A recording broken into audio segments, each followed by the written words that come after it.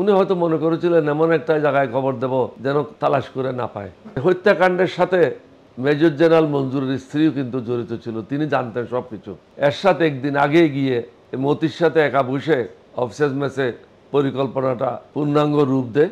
এরশাদ মনে করেছিল মঞ্জুর যদি বেঁচে থাকে তাহলে এরশাদ এবং হাসিনার বিষয়টা চলে আসবে। আমি আপনাকে এক্স্যাক্টলি কি ঘটেছিল আমি বলতে পারবো না, কারণ আমি যখন মেম্বার অফ সংসদ সদস্য ছিলাম এবং উনি আমাদেরকে নিষেধ করেছিলেন যে আপনাদের ওখানে যাওয়ার কোনো প্রয়োজন নেই। আমি কিন্তু আগের থেকেই আমার একটা জানা হয়ে গেছিল, বঙ্গভবনে যদি এখনও যান রেকর্ডে পাবেন 17 এপ্রিল শুক্রবার ছিল, 11:30টার সময় আমি বঙ্গভবনে যাই এবং ওনাকে অনেকগুলি কথার মধ্যে এটা বলেছিলাম যে আমার যে সংবাদ আপনাকে গুলি করে মারা হবে, আপনি প্রয়োজনীয় ব্যবস্থা গ্রহণ করেন। তখন তিনি আমাকে বলছিলেন তুমি একটু আরও তথ্য সংগ্রহ করো, তথ্য সংগ্রহ করে আমরা আবার একসাথে বসবো 22শে মে। 22শে মে সকাল উঠে আমি বঙ্গভবনে টেলিফোন করলাম, কারণ তখন বেলজিয়ামের কিং এবং কুইন তারা দুজনেই আসছিল এবং বঙ্গভবনেই ছিল। তা আমি মনে করলাম যেখানে বেলজিয়ামের রাজা এবং রানী দুজনে আসছেন হয়তো আমার সাথে বৈঠক হবে না। পরে যখন ওনাকে বলা হলো যে উনি আমাকে অনুরোধ করেছেন যাওয়ার জন্য, তখন উনি তার মিলিটারি সেক্রেটারি ব্রিগেডিয়ার সাদেককে বলে দিলেন যে অলিকে বলো সন্ধ্যা 6:30টায় আসে আমার সাথে দেখা করার জন্য। আমি যথারীতি আবারই গেলাম।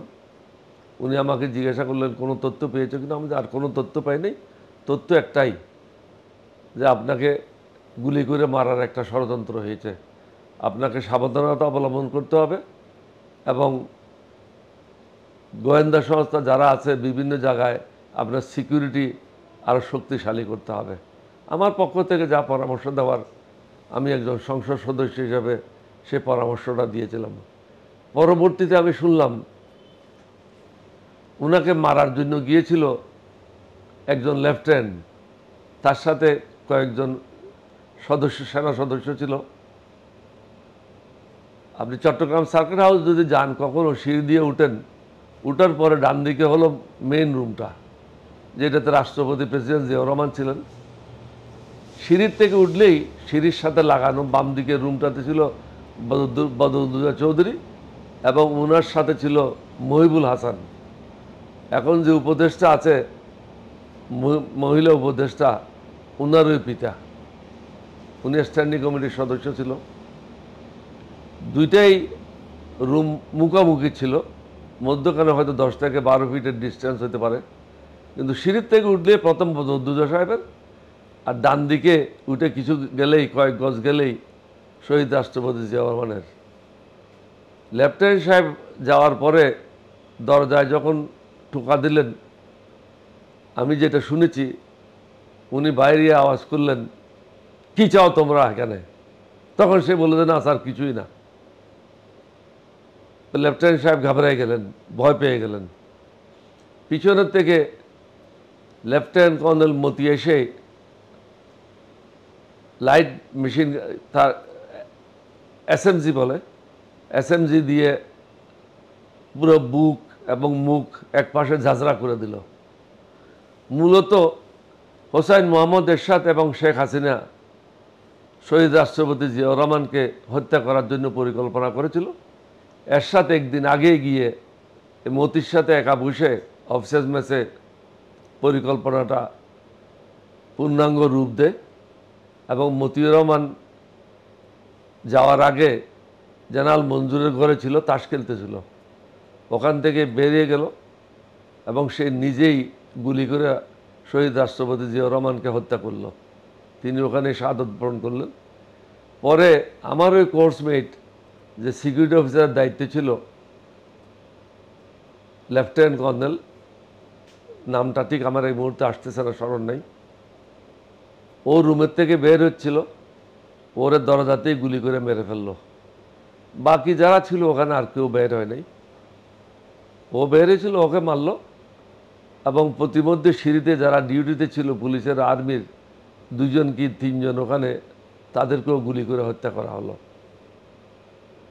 সকালে তো সবাই সার্কিট হাউস থেকে সরে গেল। রাষ্ট্রপতি জিয়াউর রহমানের লাশ ওখানেই পড়া ছিল। দীর্ঘক্ষণ পরে জেনারেল মঞ্জুরের লোক এসে ওখান থেকে ওনার মৃতদেহটা নিয়ে গোসল টোসল দিয়ে রাঙ্গুনিয়া ইঞ্জিনিয়ারিং কলেজের কাছে নিয়ে পাহাড়ের পাদদেশে ওনাকে দাফন করা হলো। পরে অবশ্যই মঞ্জুর যখন ধরা পড়ল, মতি একটা এনকাউন্টারে লেফটেন্যান্ট কর্নেল মতি মারা গেল, লেফটেন্যান্ট কর্নেল মাহবুব যে অ্যাক্টিং ব্রিগেড কমান্ডার ছিল ও মারা গেল। পরে সিভিল প্রশাসনের মাধ্যমে শহীদ রাষ্ট্রপতি জিয়াউর রহমানের কবর খোদাই করে ওনার লাশটা ওখান থেকে বের করে ঢাকায় নিয়ে আসলো। ঢাকার ওনার লাশ যখন আসলো ক্যান্টনমেন্টের বাসায় আমি রিসিভ করলাম। বেগম জিয়া ওখানে ছিলেন। তিনি অনেকক্ষণ উঁচু স্বরে কান্নাকাটি করেছিলেন।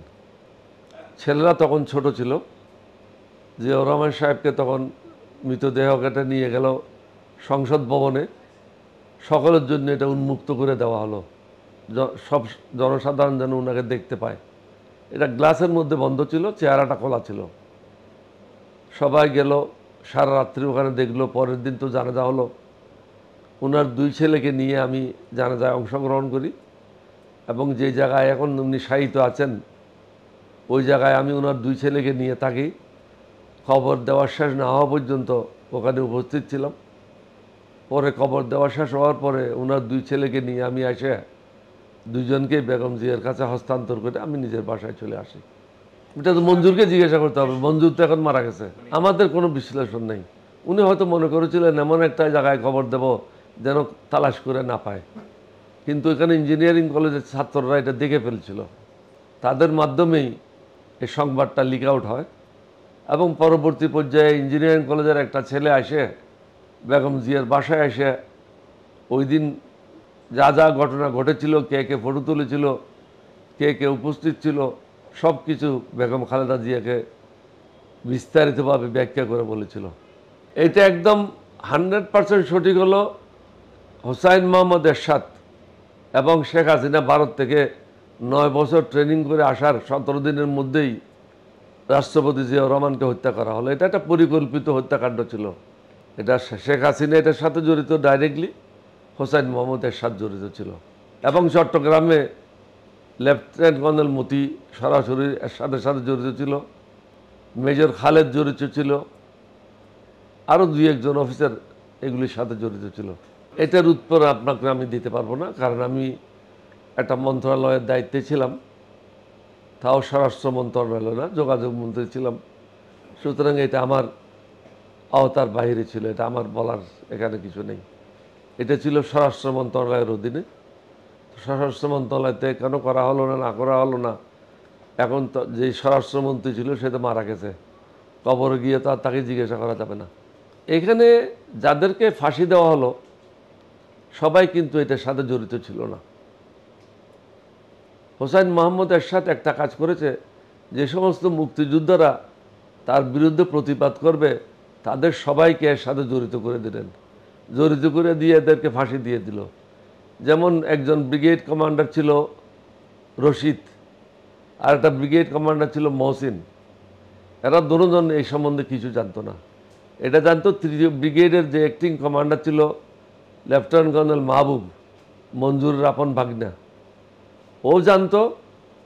আর ওনার জিএসও 1 অর্থাৎ ডিপ হেডকোয়ার্টারের মেইন অফিসার, যে ডিপ কমান্ডারের পরে জিওসির পরে যে main officer lieutenant colonel Motiur Rahman, উনি এক নাগারে চট্টগ্রামে ছিল শহীদ রাষ্ট্রপতি জিয়াউর রহমানের মৃত্যু পর্যন্ত।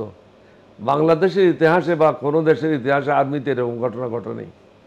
এক নাগারে 72 থেকে 80 পর্যন্ত একটা জায়গায় পোস্টিং থাকে, এটা আর্মিতে হয় নাই।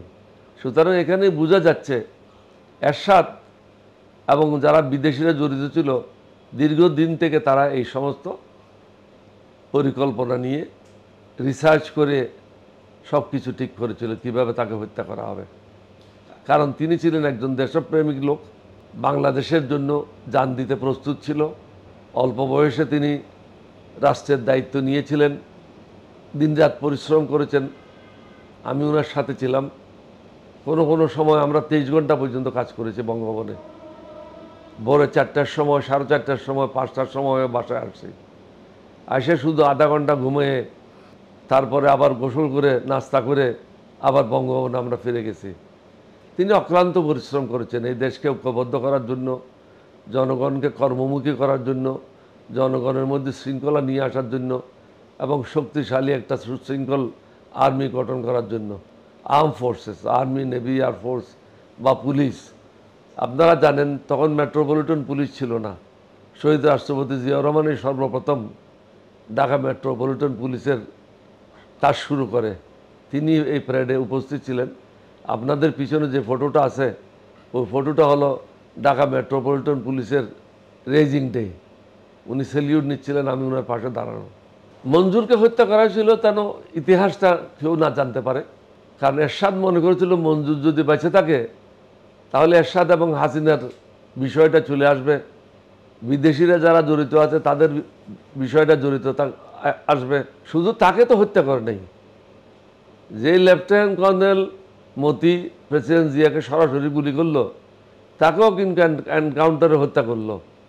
যে লেফটেন্যান্ট কর্নেল মাহবুব অ্যাক্টিং ব্রিগেড কমান্ডার ছিল খাগড়াছড়িতে, 2 দিনের জন্য ব্রিগেড কমান্ডার হয়েছিল, তার কিন্তু চট্টগ্রামে আসার কথা না। অ্যাক্টিং ব্রিগেড কমান্ডার নিজের জায়গায় থাকে, অর্থাৎ খাগড়াছড়িতে থাকার কথা, কিন্তু তাকেও নিয়ে আসা হলো চট্টগ্রাম ক্যান্টনমেন্টে, যেটা সামরিক বাহিনীতে স্বভাবত এটা হয় না। তাদেরকে দুজনকে মেরে ফেলা হলো, কারণ তারা জানতো পুরো ঘটনাটা। সুতরাং এরশাদ কোনো সাক্ষী রাখে নাই।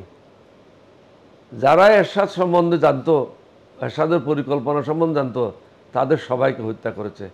তবে একজন যিনি সব কিছুর সাথে জড়িত ছিল সেটা হলো মেজর জেনারেল মঞ্জুরের স্ত্রী। এই হত্যাকাণ্ডের সাথে মেজর জেনারেল মঞ্জুরের স্ত্রীও কিন্তু জড়িত ছিল, তিনি জানতেন সব কিছু। তার বাসা থেকেই মতিউর রহমান এবং দেলোয়ারও এটার সাথে জড়িত ছিল। লেফটেন্যান্ট কর্নেল দেলোয়ার ও ওখানে মঞ্জুরের সাথে, জেনারেল মঞ্জুরের সাথে ডিভিশনাল হেডকোয়ার্টারে ছিল। এরা দুজনেই এটার সাথে সরাসরি জড়িত ছিল। প্রেসিডেন্ট জিয়া কী কী কাজ করেছেন আমি সেটাই বলবো, বাকি বিএনপি সম্বন্ধে কোনো সমালোচনা করার জন্য আমি এখানে নাই। প্রেসিডেন্ট জিয়ার সময় উনি চেয়েছিলেন সমগ্র জাতিকে ঐক্যবদ্ধ করতে হবে। ঐক্যবদ্ধ না করলে দেশ এগিয়ে যাবে না। কৃষি উৎপাদন দ্বিগুণ করতে হবে, কৃষকদেরকে কাজে লাগাতে হবে, সেচের ব্যবস্থা করতে হবে, সেচের ব্যবস্থার জন্য ক্যানাল ডিগিং পরিকল্পনা করতে হবে। আমাদের দেশে শিক্ষার হার খুব কম ছিল, শিক্ষার হার বৃদ্ধি করার জন্য নাইট স্কুল খোলা হয়েছিল বয়স্ক লোকদের জন্য। তারপরে সবাইকে বলা হলো আপনারা ফলের চাষ করেন, বিভিন্ন জায়গায় গাছ লাগান, তাহলে পরিবেশের ভারসাম্য আসবে এবং দেশের যে জ্বালানি সংকট আছে সেটাও মিটে যাবে। বিভিন্নভাবে তিনি অনেকগুলি পরিকল্পনা নিয়েছিলেন। যেমন মাদ্রাসাতে শুধু আরবি শিক্ষা ছিল, ওনার সময় ওখানে অঙ্ক, ইংরেজি এবং অন্যান্য সাবজেক্ট ইন্ট্রোডিউস করা হলো। বিভিন্ন স্কুল কলেজকে সরকারিকরণ করার ব্যবস্থা গ্রহণ করা হলো এবং শিক্ষা প্রতিষ্ঠানগুলিতে নিয়মিত যেন পাঠদান করা হয় সেই ব্যবস্থা করা হলো। গ্রামে গঞ্জে অবস্থা দেখার জন্য সচক্ষে পায়ে হেঁটে প্রথম তিনি শ্রীমঙ্গল থেকে ব্রাহ্মণবাড়িয়া পর্যন্ত আমরা বিলের মধ্যে দিয়ে আসি, প্রতিমধ্যে কৃষকদের সাথে আমরা কথা বলি। দ্বিতীয়টা তিনি রোড মার্চ করেছিলেন কুষ্টিয়া শহর থেকে নিয়ে বেড়ামারা পর্যন্ত, চুয়াডাঙ্গা পর্যন্ত। এইভাবে প্রায় প্রত্যেক মাসে আমরা কোনো না কোনো জেলায় গিয়েছি এবং জেলার বিভিন্ন স্তরের জনগণের সাথে কথা বলেছি। শিক্ষক হতে পারে, ইঞ্জিনিয়ার হতে পারে, ডাক্তার হতে পারে, যে কোনো পেশার লোক হতে পারে, ব্যবসায়ী হতে পারে, সকলের সাথে মত বিনিময় করে তাদের সমস্যাগুলি আমরা জানার চেষ্টা করতাম। জিয়াউর রহমান সাহেব এগুলি স্টাফেরা সাথে থাকতো, তারা এটা লিপিবদ্ধ করে রাখতো, পরে এগুলি কার্যকরী ব্যবস্থা গ্রহণের জন্য নির্দেশ দেওয়া হতো।